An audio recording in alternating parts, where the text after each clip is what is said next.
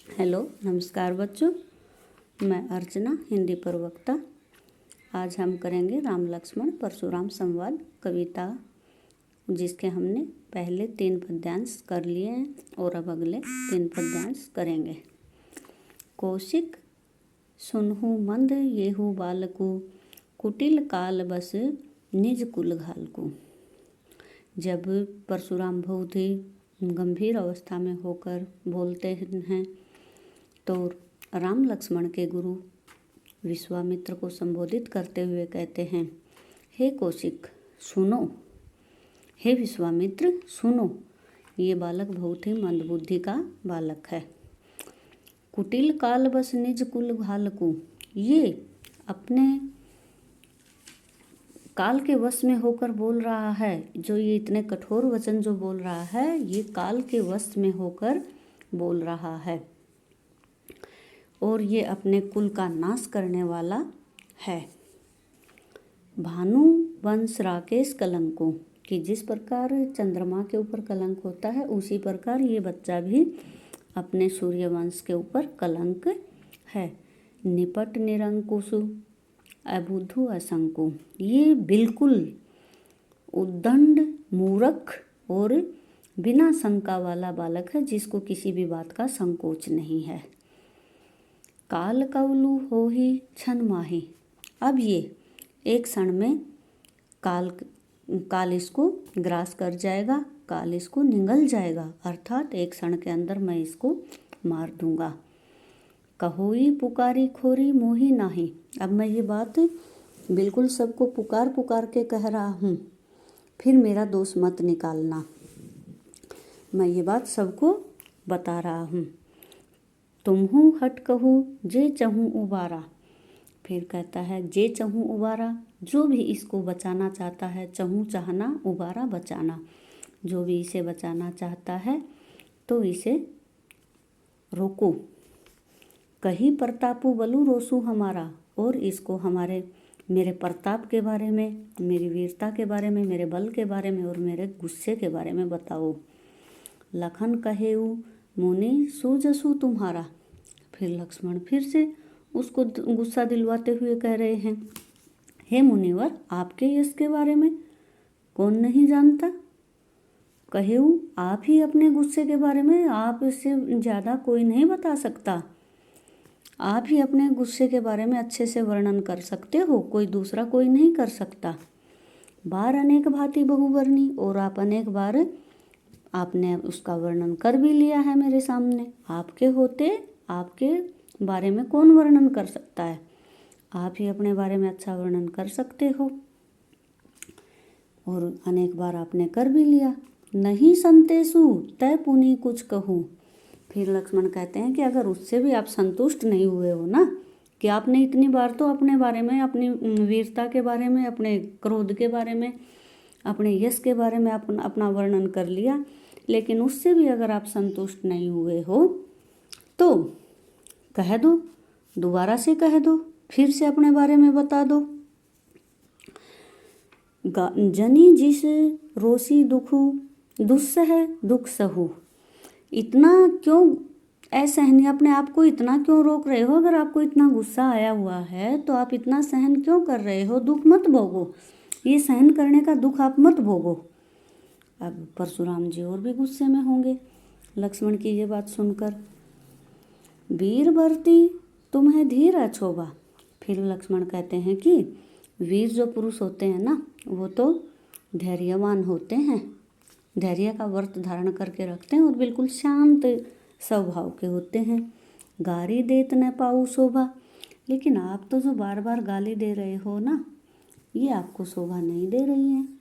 सूर समर करनी करही कहीं न जनाही आपू, कि आप तो जो बार बार गाली दे रहे हो, ये आपको शोभा नहीं दे रही हैं। एक वीर पुरुष को ये बातें शोभा नहीं देती, गाली देना तो बिल्कुल भी शोभा नहीं देती।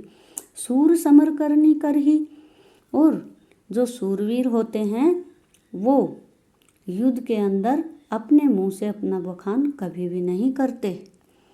अब उसके ऊपर व्यंग करते हुए कह रहा है कि सूरवीर अपने पराक्रम का वर्णन अपने आप नहीं करते, अपनी वीरता का वर्णन अपने आप नहीं करते, विद्यमान रन पाई रिपु कायर कथी परतापु।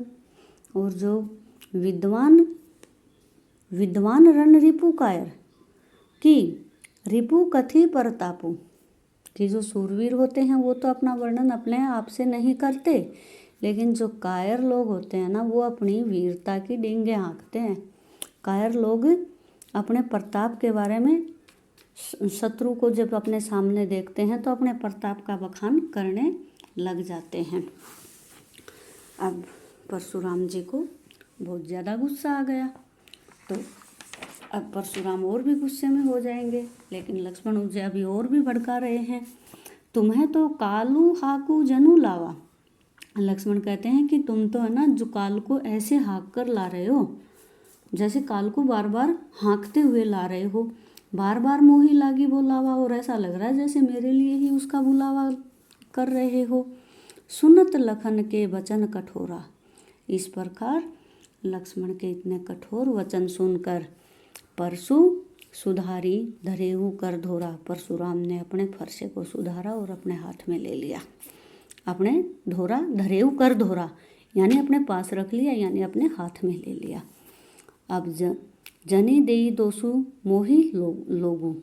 फिर कहता है कि अब यहाँ पर जितने भी जो भी आदमी हैं वो मुझे दोष मत देना कि कभी मुझे सब दोष दो। कटु बाधी बालकु वध जोगु, कि ये जो कटु वचन बोलने वाला जो बालक है ना ये वध के योग्य है, अब इसे मार ही देना चाहिए, अब ये नहीं छोड़ा जाएगा। बाल बिलो की बहुत मैं बाचा, मैंने बालक समझकर इसे बच्चा समझकर बहुत इसे छोड़ दिया है, इतना बोलने के बाद भी मैंने छोड़ दिया इसको। अब येहू मरनिहारी भा साचा, अब तो सचमुच में ये मारा जाएगा, अब तो इसको मैं बिल्कुल भी नहीं छोड़ सकता। गुस्से में हो जाते हैं, बहुत ही क्रोधित होकर कहते हैं कि मैंने इसको बालक समझकर बहुत छोड़ा, लेकिन अब तो ये मारने योग्य है जो ये इतना मेरे बारे में इतने कटु वचन बोल रहा है। अब परशुराम के इतने तेज गुस्से को देखकर विश्वामित्र भी चिंतित हो जाते हैं, और विश्वामित्र फिर सोचते हैं कि इनको कैसे रोका जाए। अब विश्वामित्र जी खड़े होते हैं और कहते हैं कौशिक कहा क्षमीय अपराधो। अब कौशिक कहते हैं कि क्षमीय, इनको क्षमा कर दो, इनके अपराध को, हे मुनिवर इनके अपराध को क्षमा कर दो। बाल दोष गुण गण ही न साधु, बालक के गुण दोष को साधु लोग नहीं गिनते। आप तो साधु लोग हो और ये बच्चा है, इससे अपराध हो गया और आप इसे माफ कर दो। बच्चों के गुण दोषों को नहीं गिना जाता, अभी ये बच्चा है। खर कुठारू मैं अकरुण को ही। फिर परशुराम लेकिन अभी भी शांत नहीं हुए, कह रहे हैं कि मेरा जो ये कुठार है ये बहुत ही, मेरा ये कुल्हाड़ा बहुत तेज धार का है और मैं भी बिल्कुल करुणा रहित है, मैं भी करुणा रहित हूँ और मेरा ये कुल्हाड़ा भी करुणा रहित है। आगे अपराधी गुरुद्रोही, फिर कहता है और ये गुरु का द्रोह करने वाला है। ये मेरा जो फरसा है ये करुणाहीन है और बड़ा ही क्रोधी है कि मेरे सामने जो ये खड़ा है ना ये एक गुरुद्रोही है, गुरु का अपमान करने वाला है, मैं अब इसे मारे बिना नहीं छोड़ सकता। उत्तर देत छोड़ो बिनु मारे। फिर दोबारा से उससे कहता है कि भाई विश्वामित्र कि कोई बात नहीं, आप इसे छोड़ दो। फिर परशुराम के थोड़ी सी समझ में आती है और कहता है उत्तर देत छोड़ो बिनु मारे, आज तो मैं इसे समझाकर छोड़ रहा हूँ। केवल कौशिक शील तुम्हारे, और मैं अगर इसे छोड़ रहा हूँ ना तो सिर्फ तुम्हारे शील स्वभाव के कारण मैं इसे छोड़ रहा हूँ, तुम्हारे कारण मैं इसे छोड़ रहा हूँ। तुम्हें इससे इतना प्रेम है इसलिए मैं इसको छोड़ रहा हूँ, न तो यही काटी कुठार कठोरे, नहीं तो मैं इसको यहीं पर काट देता और अपने गुरु उरिन होते शर्म थोरे, मेरा इस कुठार से, मेरे इस कुल्हाड़े से मैं इसको अब यहीं पे काट देता और मैं अपने गुरु के ऋण से उरिन हो जाता।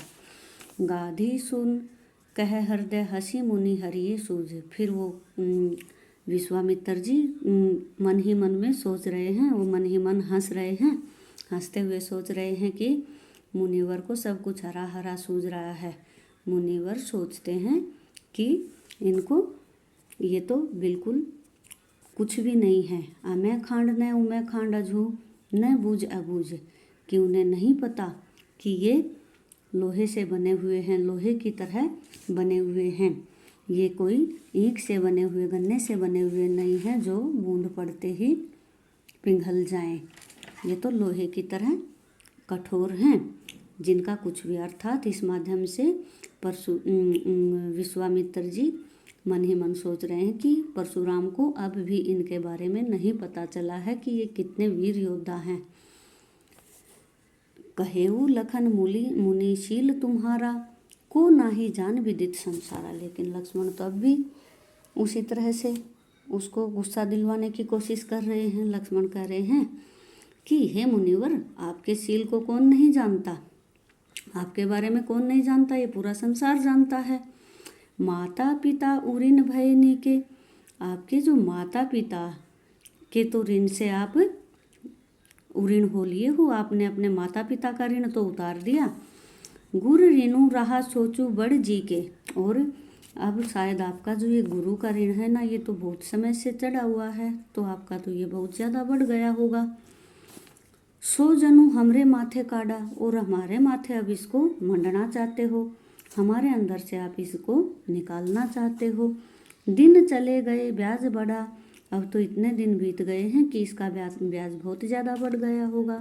अब आने व्यवहार ना बोली, तो अब किसी हिसाब किताब करने वाले को बुला लेते हैं और उससे हिसाब करवा लो कि तुम्हारा कितना ऋण हो गया, कि ब्याज भी बढ़ गया तो भाई बहुत ज़्यादा ऋण हो गया है। तुरंत देव मैं थैली खोली, कि मैं तुरंत अपनी थैली में से खोल के आपका सारा का सारा ऋण उतार दूंगा। सुनी कटु वचन कुठार सुधारा, और ऐसे कठोर वचन सुनकर परशुराम बहुत ही ज़्यादा गुस्से में हो गए और उन्होंने अपना कुल्हाड़ा सुधार लिया, संभाल लिया। हाय हाय सब सभा पुकारा, और जो सारी सभा है वो हाय हाय पुकारने लगी कि अब लक्ष्मण मारा जाएगा। भृगु वर परशु देखा बहु मोही, और भित्र विचारी बचऊ नृपद्रोही। अब कहता है कि लक्ष्मण भृगु और उसके परसे की तरफ देखते हुए कहता है कि आप जो नृपद्रोही, राजाओं के जो द्रोही हो, आप ब्राह्मण हो, वो बहुत ही कठोर जो ब्राह्मण हो, राजाओं का नाश करने वाले ब्राह्मण को कहता है कि मिले न कभू सुबठ रणगाड़े, कि शायद आपको कोई वीर योद्धा नहीं मिला है कभी, आप कभी किसी वीर योद्धा से नहीं टकराए हो। द्विज देवता घर ही के बाड़े, कि देवता और ब्राह्मण तो घर में ही शोभा देते हैं, बाहर आकर इस तरह का व्यवहार नहीं करना चाहिए। अब सब आदमी बहुत ही सकते में आ जाते हैं। अनुचित कही सबू लोगों पुकारे, अब सब लोग कहने लगे कि लक्ष्मण ने तो बहुत अनुचित बात बोल दी। अब सब चिंतित हो गए कि भाई अब तो लक्ष्मण जरूर मारा जाएगा। रघुपति से नहीं लखनऊ नवारे, और श्री राम से नहीं संकेत करते हुए लक्ष्मण को रोकते हैं, लक्ष्मण की तरफ लखाते हैं, लक्ष्मण की तरफ देखते हैं और लक्ष्मण को रोकने का संकेत करते हैं। लखन उत्तर आहुति सरिस भृग बर कोप कुशानु, और लक्ष्मण उसको आग को और भी ज़्यादा बढ़ावा दे रहा है और भी दुख भरी बातें उसको कह रहा है। बढ़त देखी जल सम वचन बोले रघुकुल भानु, और बढ़ती हुई बात को देखकर श्री राम बहुत ही शांत भाव से बोलने लगते हैं, उन परशुराम जी को समझाने लगते हैं।